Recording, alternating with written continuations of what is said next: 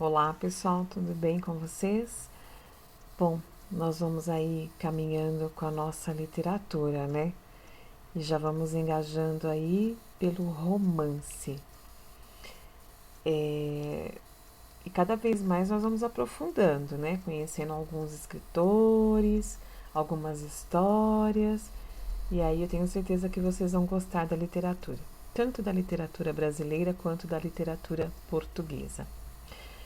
Aí diz que no cotidiano é comum que o termo romance seja usado para designar histórias de amor, o que pode causar confusão com o gênero textual. Romance, que abrange um significado bem mais amplo. Na literatura, romance é um texto narrativo em prosa que costuma ser longo, pois desenvolve uma trama complexa. Bom, nós vimos aí em Dom Casmurro, né? Não deixa de ser uma vivência de um romance, cheio de turbulências, mas houve. E aqui ele mostra pra gente a obra espanhola Dom Quixote de la Mancha, de Miguel de Cervantes, né? Ele fala que a precursora do romance moderno que se consolidou no século XIX. Esse gênero foi bem sucedido em retratar diversas transformações, como as sociopolíticas e as tecnológicas enfrentadas pelas sociedades ocidentais a partir do século XVIII, fazendo com que os leitores se identificassem com as situações apresentadas nessas narrativas. No Brasil, há grandes nomes representativos do romance como Carolina Maria de Jesus, Helena Morley, José de Alencar, Machado de Assis, João Guimarães Rosa e Graciliano Ramos, entre outros.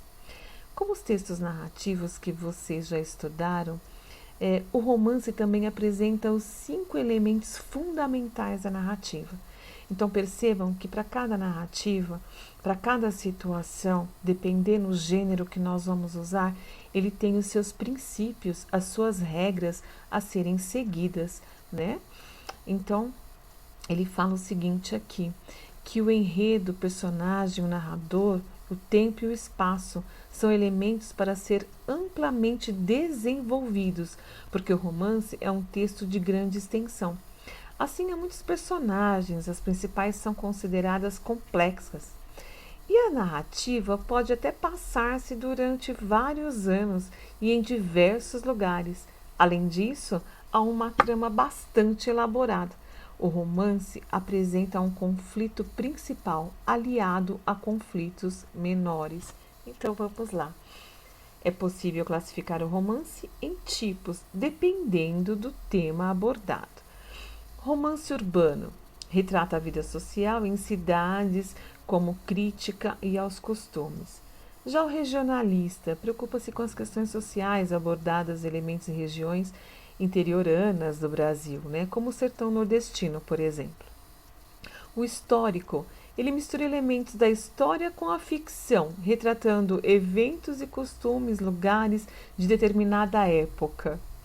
O romance indianista centra-se, no caso, na vida dos indígenas, e o romance psicológico concentra-se no interior do ser humano, analisando seus comportamentos e suas motivações.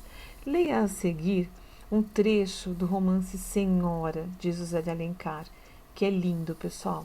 É muito bonito. Se vocês tiverem a curiosidade de ler esse livro, vocês vão gostar muito.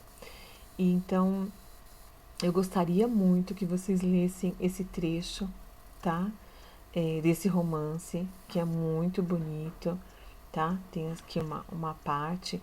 E também nós temos aqui um pouquinho, né, de José de Alencar, que é bom também vocês saberem dos autores, de onde vêm, o que fizeram, quando nasceram, morreram, né?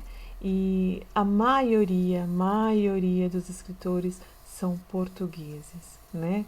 Muitos viveram em Portugal, muitos se formaram em direito, né? Vocês vão conhecer isso aos poucos, assim, na vida de alguns escritores. E ele fala que Senhora foi publicada a primeira vez em 1875, né? e foi considerado como um romance urbano, ao criticar costumes da sociedade brasileira ambientada no Rio de Janeiro, que já era a capital do Império. O trecho anterior é o início do livro em que é apresentada a personagem feminina, a principal da história, Aurélia Camargo. De origem humilde, ela torna-se rica ao receber uma herança do avô, né? E aí a Aurélia desenrola toda a trama, ok? Então, nós temos aí romances de José de Alencar também, um que é muito bom, As Minas de Prata, né? Ele fala do amor, do romance de Robério e Inês, né? Que Robério tem que passar por várias coisas, conflitos familiares, né? Até mesmo enfrentar um pouco aí o pai para poder conseguir aí consolidar o seu amor com Inês. E um outro romance também que é muito bom é Iracema, de José de Alencar também. Nós temos a Moreninha, que é de Joaquim Manuel de Macedo ou é Macedo. E Gabriela, Cravo e Canela, de Jorge Amado. Quem nunca ouviu falar de Gabriela, né? Um outro também que é muito bom é Memórias Póstumas de Brás Cubas, pessoal. Esse livro é de 1881, mas é uma excelente obra. E tem também o Fogo Morto, de José Lins do Rego. Esse já é de 1943. Agora, um que eu aconselho vocês lerem, que é um livro assim excepcional ao meu ver, é Vidas Secas, de Graciliano Ramos.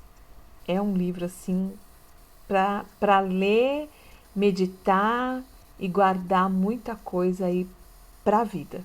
Vale a pena. Tá bom, meus amores? Mas ficou uma dica aí de algumas literaturas que vocês possam ver, ok? Um beijo grande. Na próxima aula eu coloco a lição sobre essa matéria.